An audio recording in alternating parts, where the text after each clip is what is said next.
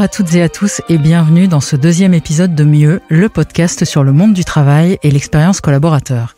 Les ordonnances Macron et la création des CSE ont remis au centre des attentions et des discussions dans le monde du travail les instances représentatives du personnel. Des voix se sont élevées pour dénoncer l'affaiblissement du dialogue social qui en découlait. D'autres, plus optimistes, y ont vu une opportunité de réinventer les IRP. Existe-t-il une vérité entre ces deux voies ? La crise sanitaire et économique liée à la Covid-19 est-elle une opportunité de faire une nouvelle fois bouger les lignes ? Nous accueillons aujourd'hui Patrick Gobert, président du Toit Citoyen, club des CSE citoyens, qui vient répondre à cette vaste question « Doit-on réinventer le dialogue social ?» Bonjour Patrick Gobert. Bonjour Nadège, merci de votre invitation. Qu'ont changé, selon vous, les ordonnances Macron et la création des CSE ? Ça a changé évidemment beaucoup de choses. Les ordonnances Macron, alors ce qui est intéressant, Nadège, c'est de se dire, ça s'appelle Macron, quoi. C'est quand même la première fois. Moi, j'ai connu les lois Auroux. Jean Auroux est le parrain du Toit Citoyen. C'est lui, d'ailleurs, qui a créé le dialogue social, quelque part, avec les lois de 82, puisque le dialogue social apparaît en tant que formule en 84, je crois. Mais la loi El Khomri, puisque les ordonnances Macron sont la continuité un peu plus dure, un peu plus complète de la loi El Khomri. Avant, c'était Rebsamen. Enfin, j'allais dire, c'était des ministres du Travail qui donnaient leur nom à des lois. Et là, c'est quand même un peu la nouvelle donne. Et c'est ce qui provoque aussi certainement un moment la colère des représentants des salariés. C'est ce président qui prend tout en charge. Alors, c'est pas une critique forcément de la gouvernance de notre pays. Ce que je vois simplement, c'est que ça s'appelle les ordonnances Macron, ça s'appelle les lois Macron. Donc là, ça, je voulais vous le signaler. Et elles ont changé quoi, ces lois Macron, ces ordonnances Macron ? Alors, ils ont voulu, dans la suite des lois El Khomri, travailler sur la flexi-sécurité, évidemment, redonner un peu plus de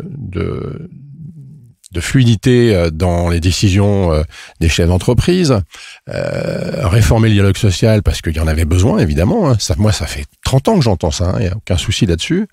Et puis, sur d'autres données qu'on aura peut-être l'occasion de développer tout à l'heure. Mais en tout cas, sur les CSE, ce qui nous intéresse, qui concerne notre propos là à l'instant, on avait commencé avec un mandat qui est passé de 2 ans à 4 ans, ça c'est plutôt bien.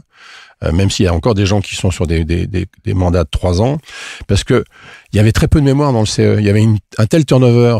Une équipe arrivait, l'autre suivait derrière. D'ailleurs, on rasait tout, on chassait tous les fournisseurs, on voulait faire la politique de la table rase, et donc on repartait à zéro. Il n'y avait pas de mémoire dans le CE, dans le CE, puisque c'était un CE à l'époque. Donc ça, c'est plutôt bien, avec un mandat plus long. Sur, évidemment, la fusion de toutes les instances, c'est un peu plus compliqué parce que le CHSCT se retrouve complètement noyé et a disparu. Donc les questions de santé ? Et donc, on va y revenir certainement dans le courant de l'entretien par rapport à la crise sanitaire qu'on vit. Ça, c'est un vrai problème.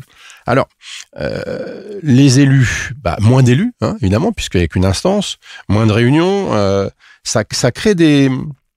Oui, ça crée des frictions. Il y a des gens donc, qui ont pensé que le dialogue social était affaibli, vous l'avez souligné dans votre introduction.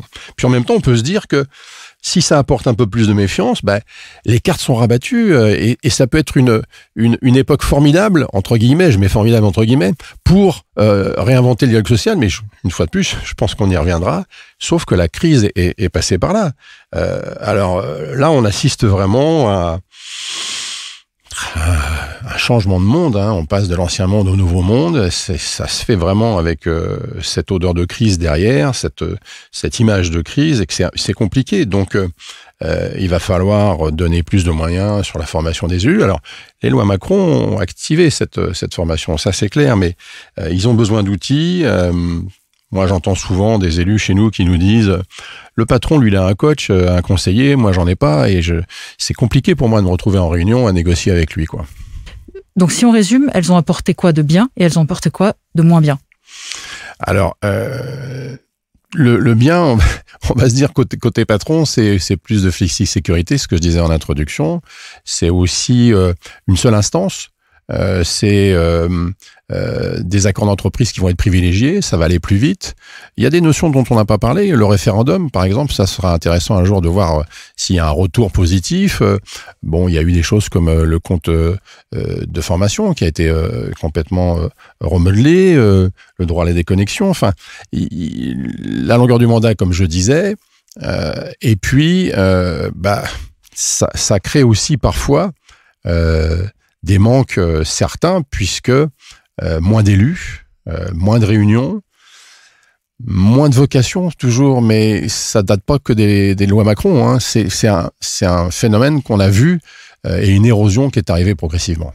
La crise sanitaire que vous évoquiez, elle a mis les CSE sur le devant de la scène. Ils ont joué un rôle très important, on l'a vu, dès le confinement du mois de mars, dans la mise en place du télétravail, dans l'information aux salariés. Qu'est-ce qu'il en est aujourd'hui ? Alors, ce qu'il en est aujourd'hui, c'est que les pauvres, je dis bien les pauvres, hein, c'est pas péjoratif. Hein. Moi, j'ai des retours. Vous savez, le Toit citoyen, c'est un lieu d'échange, de partage d'expériences et de débat. Et modestement, depuis 15 ans, on essaie surtout de mutualiser des moyens et des informations et des connaissances avec des syndicats tous représentés. Il n'y a pas vraiment chez nous d'étiquettes. Et moi, je me définis comme un homme de terrain, un passeur, quelqu'un qui va faire remonter des informations. Et ce que j'entends, c'est qu'ils ont passé les 2/3 de l'année 2020 à écoper, comme on dit, à boucher les fissures, à colmater et être dans l'urgence. Sachant que sans arrêt, les politiques disaient c'est bon, à l'automne c'est fini, et puis à l'automne, à la fin de l'année ce sera fini, et puis à la fin de l'année ça sera au printemps 2021, et finalement ils se retrouvent dans la même situation. Avec le développement du télétravail, vous avez eu raison de le souligner, vous avez fait d'ailleurs un très bon papier dans le magazine Mieux, sur ce phénomène du développement du télétravail, qui était déjà dans l'air du temps dans la loi Macron, mais qui s'est évidemment, par la crise, accéléré, et qui était tellement séduisant au départ, où les gens ont adoré, et puis finalement, ils se sont rendus compte que c'était un piège qui se refermait sur eux. Et que ça a mis sur la table des questions de santé. Absolument. Les problèmes de risques psychosociaux qui se sont à nouveau manifestés et développés. Hein. Les RPS, comme on dit, sont revenus au sommet de l'information. Des salariés qu'on n'arrive pas à voir, hein, ou qu'on voit par visioconférence, ou qu'on entend juste par le son WhatsApp. Des salariés qui sont isolés, donc, qui réclamaient de revenir à l'entreprise. Ça ne pouvait pas se faire. Bon, vous avez vu qu'aujourd'hui... Hier d'ailleurs, hein, au niveau de l'actualité, le Premier ministre Castex et la ministre du Travail ont un peu tapé sur la table en disant bon, il faut se remettre chez soi, quoi. Mais oui, mais dans quelles conditions ? Tout le monde n'est pas à égalité, une fois de plus.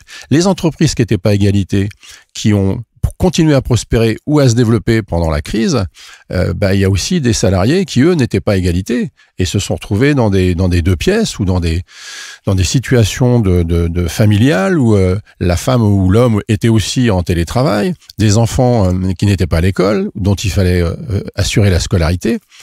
Et des déplacements réduits, moi j'ai vu des gens se demander s'ils allaient pouvoir financer un fauteuil pour leur dos, pour le mal de dos, parce que vous êtes tout le temps assis sur une petite table qui est pas à la hauteur du bureau que vous aviez. Enfin, vous savez, c'est que des détails comme ça. Là en ce moment, il y a un vrai problème avec la facture électrique. Les gens qui sont en télétravail, il fait froid, vous chauffez tout le temps la maison, alors que d'habitude, si vous êtes sur un chauffage électrique, un chauffage moderne, quand vous rentrez du travail, vous remettez vite le chauffage et le soir, tout le monde a une bonne température dans la maison ou dans sa chambre. Donc ça, c'est des vraies problématiques et les élus se sont retrouvés confrontés à ça avec toujours cette notion d'urgence. Hein. On est vraiment dans la notion d'urgence. Et alors, qu'est-ce qui arrive actuellement ? Peu d'espoir d'amélioration dans le sens où c'est la nouvelle vague, c'est pas une vague de confinement, c'est la nouvelle vague des licenciements et c'est des PSE qui leur sautent à la figure. Donc les questions économiques qui arrivent. Ah, complètement.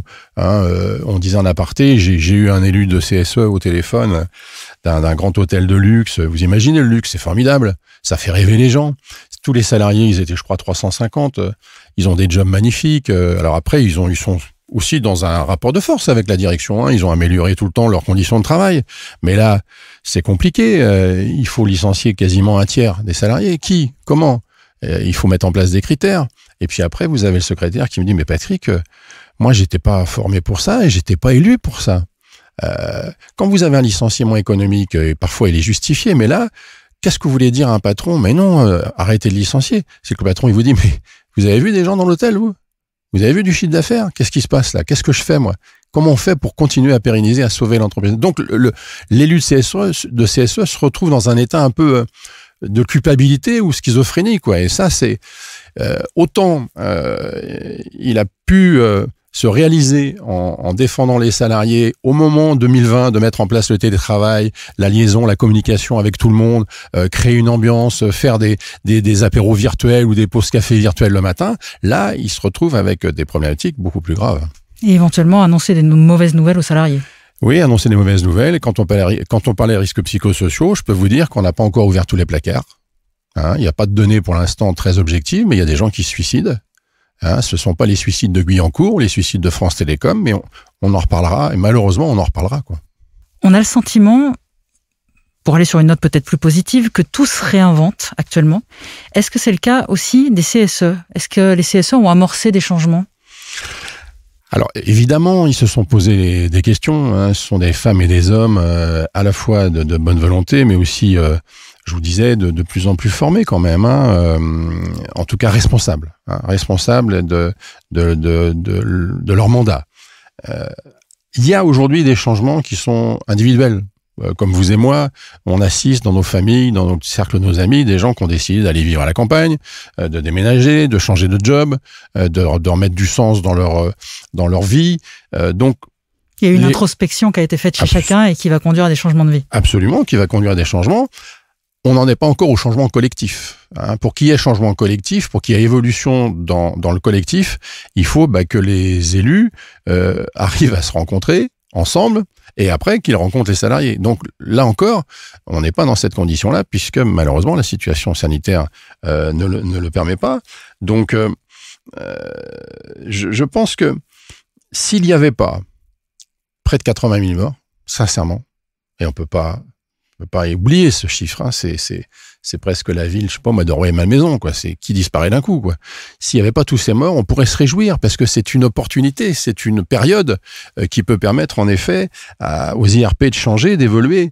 Alors, se réinventer, hein, comme vous le disiez, se réinventer, c'est vrai que c'est l'occasion de se recentrer. Peut-être sur des problématiques de santé, hein, on l'évoquait tout à l'heure avec la disparition du CHSCT, la santé des salariés. Dans la loi Macron, il y avait aussi la réforme de la médecine du travail. Ça, sincèrement, Nadège, je vous le dis, j'ai aucune légitimité, moi, et je ne suis pas quelqu'un qui va crier comme ça, mais c'est pas possible, quoi. Il n'y a plus de visite d'embauche. Ou alors si elle existe, elle est faite parfois par un infirmier, plus par un médecin. Il y a plus les visites maintenant, c'est tous les 2 ans ou 3 ans. Enfin, vous voyez, je n'ai même pas la notion exacte de la loi, mais tout ce que je sais, c'est que le ressenti que j'ai sur le terrain, c'est que c'est n'importe quoi. Et si vous enlevez les médecins, la médecine du travail était une notion très importante dans l'équilibre de l'entreprise autrefois. Et là, comment voulez-vous repérer la difficulté quand il n'y a plus de médecins du travail? Donc, si je résume, se réinventer, mais aussi peut-être monter au créneau sur certaines questions. Ben oui, vous avez raison. Il faut toujours se résumer à la fin d'une bonne question. Hein, et moi, je pense qu'en effet, je dis souvent, alors modestement une fois de plus, je parle des 3 S, hein, le social, la santé et la solidarité. Voilà des chantiers intéressants à travailler pour les élus. Voilà des défis intéressants. Si vous voulez remettre du sens dans votre mission, ça c'est pas mal de recentrer tout autour de la santé parce que j'allais dire c'est ça qui est important en ce moment, quoi. En ce moment là, aujourd'hui, demain, matin. Qu'est-ce qui manque au dialogue social tel qu'on le connaît? Alors là, beaucoup de choses. Et j'allais répéter encore une fois de plus, moi depuis 30 ans, je n'entends qu'une volonté de réformer le dialogue social. Et puis finalement, il y a très peu de réformes parce que on a une culture en France. Vous savez, le délégué du personnel, c'est en 1936. Alors quand on évoque 1936, le Front populaire, on pense toujours les congés payés. Mais on pense pas au délégué du personnel. C'était quand même une sacrée nouveauté à l'époque. En 1945, le général de Gaulle crée les comités d'entreprise, mais après, comme on est dans les années glorieuses, le plein emploi. Le plein emploi, tout à fait, on se pose pas les questions. Puis arrivent les chocs pétroliers de 70, et puis et la gauche qui arrive au pouvoir peut-être, je sais pas, mais en tout cas, elle arrive en 81, et elle va créer en effet des réformes sur le monde du travail très importantes. Et ça, c'est notamment grâce à notre ami Jean Roux, mais on était surtout dans une culture de la confrontation. Hein. C'était des syndicats dogmatiques, idéologiques, Jean Auroux me raconte souvent, et dans le bouquin qu'on a écrit pour fêter l'anniversaire des lois Auroux en 2012, il racontait que lorsque les responsables syndicaux de l'époque sont venus dans son bureau, le 10 mai 80, c'est l'élection, le 15 mai ou 18 mai ou 16 mai, c'est Mauroy qui choisit Jean Auroux comme ministre, et puis le 30 mai, il reçoit les secrétaires des grandes centrales syndicales. Donc c'est Krasuki pour la CGT, c'est Edmond Maire pour la CFDT, enfin ce sont des emblèmes, hein. Ces types-là sont historiques dans la culture syndicale française, et ils arrivent avec des tas de revendications. Et comment dire, là à ce moment-là, on sent qu'il va y avoir une vraie prise de conscience de comment ensemble on peut faire avancer les choses. Alors, il y a eu des avancées, il y en aura d'autres, mais il faut aujourd'hui passer de cette culture ce principe de la confrontation au principe de la concertation. Moi, c'est ce que je dis. C'est pas du tout un jeu de mots, c'est pas une formule. Il faut avoir une vraie culture de la négociation. Comment? Avec des salariés, des élus mieux formés, mieux informés. Ça, c'est hyper important. Dans quel domaine? Dans le domaine juridique, dans le domaine du droit social. Quand je vous disais tout à l'heure qu'il y a des patrons qui ont des coachs, pourquoi demain il n'y aurait pas des IRP qui seraient conseillés par des gens? Nous, on a fait des ateliers sur la prise de parole, on a fait des ateliers sur les bons arguments pour négocier, comment on prépare les NAO, par exemple, des choses comme ça. Il faut aussi, surtout, une réforme du syndicat. Il y a un moment, il faut qu'on en parle. Moi, ça me gêne pas. J'ai rien contre les syndicats, il y a des gens extraordinaires. Je serais assez d'accord avec Pierre Ferracci, qui est aussi le parrain du prix qu'on organise sur le meilleur ouvrage du monde du travail, du groupe Alpha. Pierre Ferracci dit il y a 8 centrales syndicales, c'est certainement trop. Comment on fait? Il y en a 3 en Espagne, 2 en Italie. Est-ce qu'on doit aussi réformer de ce côté-là? Le syndicat parfois a une mauvaise image parce que vous avez des élus qui sont déconnectés de la vie, qui ont pensé à eux d'abord. C'est l'image que parfois certains ont d'eux. Ce petit monde entre eux, c'est aussi une volonté des salariés qu'il y ait plus de transparence, plus d'équité. Vous savez, cette notion de justice sociale, en ce moment, elle est très, très ressentie dans les entreprises. Et puis surtout, reconquérir la jeunesse, quoi. Il n'y a pas de jeunes dans les syndicats, il n'y a pas de jeunes chez les élus de CSE. Ça, c'est plus compliqué. Et pourquoi? Pourquoi il n'y a pas de jeunes? Il n'y a pas de jeunes parce que quand ils prennent leur tour, ils disent souvent, allez, je vais prendre mon tour, je vais prendre un mandat. Quand ils ressortent de ce mandat de 3 ans ou de 4 ans, ils sont déçus parce qu'ils ont l'impression qu'ils ne pas avoir fait avancer les choses, qu'il y a eu des blocages par rapport à des postures syndicales beaucoup plus dures. La situation des femmes aussi. Il n'y a pas beaucoup de parité dans le monde du syndicat avec les femmes. Il manque de femmes. Alors, elles sont plutôt présentes dans les CSE parce que c'est une instance moins revendicative. On a beaucoup plus de femmes, nous, au Toit Citoyen, que d'hommes. Elles trouvent là un lieu où elles vont pouvoir faire avancer des dossiers, même sur des problématiques sociétales. Et puis, pour finir, en fait, pour résumer, on va se résumer, il faut arrêter cette habitude de la communication descendante, quoi, le patron qui fait descendre l'info et que finalement, vous la prenez ou la prenez pas, c'est comme ça. Donc, il faut je pense, enfin se mettre autour de la table, mais il faut pas que ce soit une formule. Souvent, on dit, attends, on en discute, allez, on se met autour de la table. Ouais, mais on se met autour de la table. Si on se met autour de la table, bloc contre bloc, on n'y arrivera pas. Donc, il faut avoir chacun avec sa posture. Voilà, il faut une volonté de faire avancer les choses, de discuter, d'échanger et de se dire, bon sang, l'entreprise, c'est un lieu de vie, rendons le meilleur et on pourra peut-être tous garder notre emploi, quoi. C'est ça, surtout, la problématique de l'emploi. Je terminerai avec 2 questions en une. La première, quels sont les enjeux actuels en ce qui concerne le dialogue social? Et la deuxième, quel futur on peut imaginer pour lui? Alors là, c'est une double question, mais qui est très importante, évidemment. J'en parlais avec Jean Auroux au téléphone il y a 2 jours, là, quand je l'ai eu, et je lui disais que j'allais être interviewé par vous, et on parlait du dialogue social en tant que formule, le mot dialogue social. Et on revenait sur les années 80, et lui, il me disait, Tu vois, par exemple, on dit toujours un directeur des ressources humaines. Le mot ressources, c'est pas quelque chose qui est facile. Il est un petit peu péjoratif. Voilà, à entendre aujourd'hui. Il me disait, il faudrait peut-être qu'on dise les relations humaines plutôt que ressources humaines. Mais comment on pourrait changer la formule dialogue social? Est-ce qu'on dit dialogue, c'est une conversation, la négociation, pourquoi pas concertation sociale? Mais j'ai envie de dire, allez, ça c'est rien, c'est juste de la terminologie. Mais qu'est-ce qu'on met dedans? Qu'est-ce qu'on fait pour faire avancer, pour mettre des enjeux qui soient qui collent à l'époque, hein? Quel futur? Eh bien, écoutez, moi je pense que il y a des chantiers extraordinaires à investir. Qui sont la RSE. Hein, la RSE. Nous, on fait un prix sur le livre de l'économie sociale et solidaire, mais le SS, c'est formidable. Ça a généré plein d'emplois.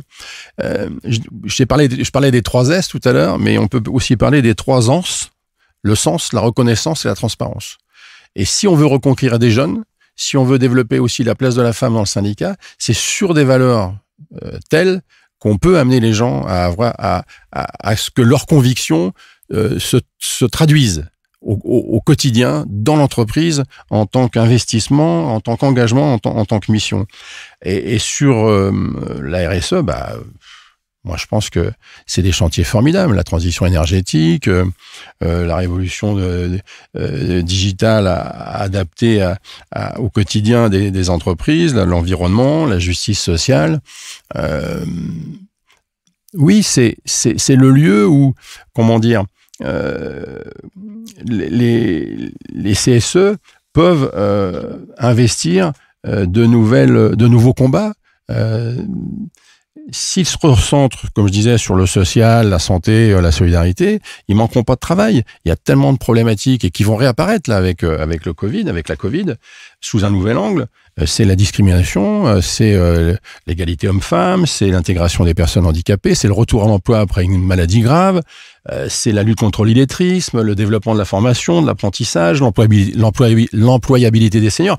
Et je pourrais en rajouter, vie professionnelle, vie privée, enfin vous les connaissez, toutes ces thématiques, la QVT, la qualité de vie au travail, le bien-être, enfin tout ça me semble être suffisamment de thématiques pour que demain, les élus prennent ça à bras-le-corps et transforme ça en disant, voilà, puisqu'on doit se mettre autour de la table, nous, on va proposer des chantiers. Donc, vous voyez plutôt un avenir positif? Nadège, je vais vous dire, c'est le verre à moitié plein que je vois, surtout en ce moment. Je vous l'ai dit, 80 000 morts et peut-être dans quelques mois 100 000, c'est lourd à supporter psychologiquement. C'est un optimisme parce que je pense que là, sur toute la notion de responsabilité sociétale et environnementale dans l'entreprise, tout ce qui peut être de l'ordre de l'économie sociale et solidaire, c'est des aspirations que des élus peuvent, jeunes, femmes, hommes responsables, syndiqués ou pas syndiqués, discuter pour dire, voilà, l'entreprise, c'est un lieu formidable. C'est un lieu où on s'éduque. Enfin, moi, je me souviens, la première place que j'ai eue dans une boîte, c'est un lieu où on se forme, c'est un lieu où on peut faire carrière, c'est un lieu où on passe quand même beaucoup plus de temps dans l'entreprise que chez soi. Donc, faisons en sorte que ce lieu soit un lieu bien meilleur et que, malheureusement, cette situation sanitaire nous permette de réfléchir à ce qu'on pourrait faire pour améliorer la vie en entreprise, les conditions de travail des salariés et donc automatiquement pilotés par nos IRP qui sont absolument des gens formidables. Et certes, je vous ai parlé de la désyndicalisation, c'est vrai que c'est pas agréable, c'est pas acceptable, mais il y a certainement des leçons à tirer de tout ça. Il y a des syndicats qui se posent des bonnes questions, et puis peut-être qu'il faut s'inspirer d'exemples ailleurs. Pourquoi il n'y a pas d'histoire du monde syndical à l'école et dans l'entreprise quand un jeune collaborateur arrive? Pourquoi dans son parcours d'intégration on lui présente pas les syndicats, on lui dit voilà les forces en présence. Alors évidemment on va pas rendre l'adhésion obligatoire peut-être comme en Allemagne chez nos voisins, mais il y a des pistes à investir. Et vous voyez, je suis assez optimiste. En tout cas, j'essaie d'être le plus objectif possible. En tout cas, c'est ce que je vous disais en introduction, Nadège. Moi, je suis vraiment un passeur, hein, donc j'ai essayé là de répondre modestement à vos questions et de faire avancer le débat, mais il y a encore beaucoup de travail, et heureusement, c'est bien, hein, le travail, c'est important. Moi, je rêve modestement d'un grand colloque, des espèces d'assises où on rassemblerait, Nadège, des patrons, des syndicalistes, des élus de CSE, des experts du monde du travail, pour qu'on réfléchisse ensemble à ce qu'on vient de vivre, qu'on débriefe. Qu'est-ce qui a bien marché, qu'est-ce qui n'a pas bien marché, qu'est-ce qu'on aurait pu faire, qu'est-ce qu'on n'a pas fait. Ne pas se culpabiliser, mais regarder tous, vraiment, quand je disais autour de la table, là, ce serait une immense table, bien organisée, évidemment. Avec tous les acteurs. Avec tous les acteurs, pour se poser les bonnes questions et d'avoir demain une attitude, une posture qui, si jamais ça se renouvelait, qu'on puisse gagner du temps grâce aux conséquences qu'on aura digérées, qu'on aura pu mettre à profit pour que le monde de l'entreprise se porte mieux. Eh bien, souhaitons que ce grand colloque voit le jour, alors. Mais écoutez, on espère y participer toutes et tous ensemble. Et pourquoi pas. Merci Patrick Gobert. Merci Nadège. Le deuxième épisode de Mieux, le podcast sur le monde du travail et l'expérience collaborateur touche à sa fin. Je remercie chaleureusement Patrick Gobert pour cet échange inspirant. N'hésitez pas à vous abonner sur votre plateforme d'écoute de podcast préférée, Apple Podcast, Deezer, Spotify, Pocket Cast, Podcast Addict, pour découvrir tous les épisodes de notre podcast. À bientôt.